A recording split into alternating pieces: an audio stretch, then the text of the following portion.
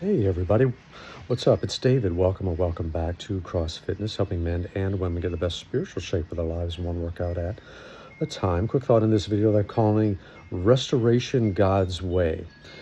So my wife Erin and I were in church this morning hearing an excellent sermon by our pastor about revolving around Peter's denial of Christ 3 times. And Peter's audaciously saying, look, I'm never going to deny you. These other jokers might, but I won't. That whole story. And of course, in less than a day, he's denied he even knows Jesus 3 times with swearing and oaths and all of that. And then the restoration of Peter. And we find ourselves in John chapter 21, where Jesus is resurrected from the dead, right? And Peter's just gone back fishing. He's like giving up. He said, look, I'm going to go back to what I know. And he's discouraged and he's disoriented and he's just going fishing. And they fished all night, hadn't caught anything. It's Peter and John in the boat. And Jesus, in his resurrected body, he's on the shore. He said, friends, have you caught any fish? No, we haven't caught any fish. He said, well, how about you throw your net on the right side of the boat? So they did it. And they brought up 153 large fish, John chapter 21 says. And John connects the dots. This is the same thing, the miracle catch when Jesus called him. And he connects the dots there. And he says, it's the Lord. It's the Lord. And so Peter, notice this, he puts on his outer garment and he doesn't dive into the water. The Bible says he jumps into the water, feet first. He jumps into the water. He doesn't dive in. He doesn't take his clothes off like a swimmer would getting into the pool to swim laps. He jumps in with his clothes on, extra clothes on. What's going on here? Well, our pastor brought out, and I just had speculated this for a long, long time, that Peter was wanting to walk on the water to Jesus. Why? Well, he denied him 3 times. He's feeling guilty, feeling shame about it.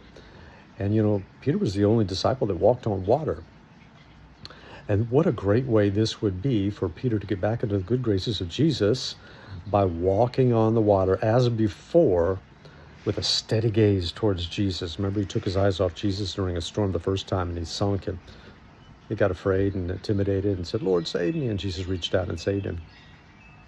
Well, here's his opportunity to have a steady gaze, keep his eyes fixed on Jesus. Under the water he goes.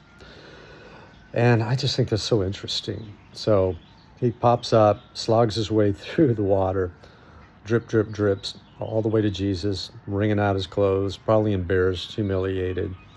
And Jesus sitting around the fire, making breakfast, says, Peter, do you love me? Do you love me? Do you love me? And I believe that's inner healing occurring right there. This is God's restoration. Instead of Peter doing his own thing to restore his own self to the Lord Jesus Christ, God is doing inner healing and deliverance the way that it needs to be done.